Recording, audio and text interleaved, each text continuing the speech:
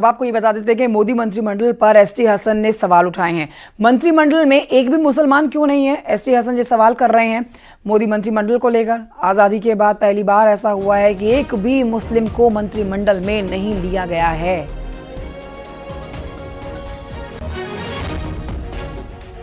सबका साथ सबका विकास का नारा लेके घूमते फिरते हैं। इस मंत्रिमंडल में एक भी मुसलमान क्यों नहीं है? दुनिया की हिंदुस्तान की दूसरी बड़ी आबादी का रिप्रेजेंटेशन इस मंत्रिमंडल में नहीं है। मैं समझता हूँ शायद आज़ादी के बाद से ये पहली बार ऐसा हुआ है जब एक भी मुस्लिम मंत्रिमंडल में नहीं लिया गया। जिन लोगों से काम अटक रहा था, जो लोग सरकार चलाना चाहते हैं, या वो तमाम पार्टियाँ जो मुसलमानों के बल पे जीत के आई हैं, उन्होंने भी इस बात का ध्यान नहीं रखा कि कम से कम एक दो मंत्री मुस्लिम्स भी होने चाहिए थे।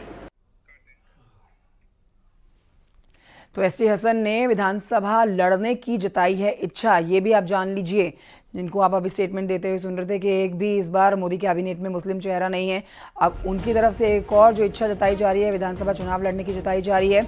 कुंद्रा की सीट से उपचुनाव लड़ने की ये इच्छा जता रहे हैं। अखिलेश यादव चाहते थे कि मैं रामपुर से लड़ूं, रामपुर से चुनाव ना लड़कर मुझसे गलती हुई है। अखिलेश चाहेंगे तो मैं कुंद्रकी से चुनाव लड़ूंगा।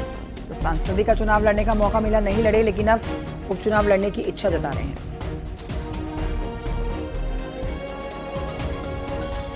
वैसे तो मैं पार्लियामेंटेरियन हूँ और मैं तो यही चाहता हूँ कि पार्लियामेंट में जाऊँ, लेकिन मुझसे गलती हो गई थी जब अखिलेश यादव जी ने मुझसे कहा था कि रामपुर का चुनाव लड़ लीजिए।